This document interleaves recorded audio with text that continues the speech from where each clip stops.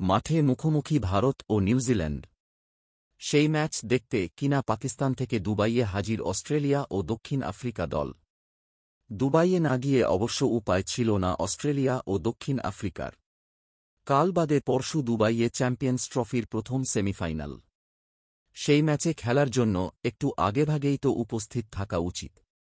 তবে সেই সেমিফাইনালটা কিন্তু অস্ট্রেলিয়া ও দক্ষিণ আফ্রিকার মধ্যে হবে না, হবে ভারতের সঙ্গে অস্ট্রেলিয়া কিংবা দক্ষিণ আফ্রিকা, যে কোনো একটি দলের। ভারত নিউজিল্যান্ড ম্যাচটাই তো নির্ধারণ করবে ভারত অস্ট্রেলিয়া, না ভারত দক্ষিণ আফ্রিকা সেমিফাইনাল সেটি। শেষ পর্যন্ত নিউজিল্যান্ডের বিপক্ষে দ্বিতীয় সেমিফাইনাল খেলতে আবার পাকিস্তানের ফ্লাইট ধরতে হচ্ছে দক্ষিণ আফ্রিকাকে।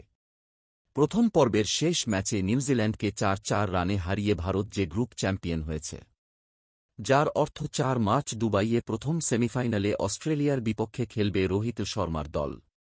আবারও টসে হেরে ব্যাটিং পাওয়া ভারত করেছিল ৯ উইকেটে ২-৪-৯ রান। রান তাড়ায় ৪-৫-৩ ওভারে নিউজিল্যান্ড অলআউট ২-০-৫ রানে।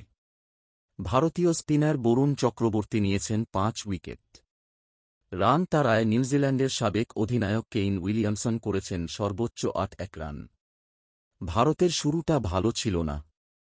৭ ওভারের মধ্যেই টপ অর্ডারের ৩ ব্যাটসম্যানকে হারিয়ে ফেলে দলটি।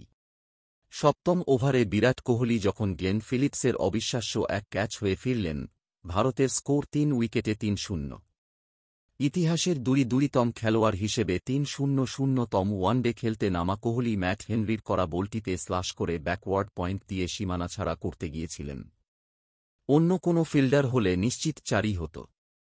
কিন্তু ফিলিপস যে সুপারম্যান। দুর্দান্ত সব ক্যাচ নেওয়া যার অভ্যাস, সেই ফিলিপস পুরো শরীরটাকে ডানে ভাসিয়ে ডান হাতটা বাড়িয়ে মুঠোবন্দি করে ফেললেন বলটিকে। ১-৪ বলে ১-১ রান করা কোহলির যেন বিশ্বাসই হচ্ছিল না। পরে রবীন্দ্র জাদেজাকে ফেরাতে একই জায়গায় প্রায় একইভাবে আরেকটি দুর্দান্ত ক্যাচ নিয়েছেন কেইন উইলিয়ামসন। কোহলিকে ফেরানোর আগেই শুভমান গিলকে এলবিডব্লু করে নিউজিল্যান্ডকে প্রথম উইকেট এনে দেন হেনরি।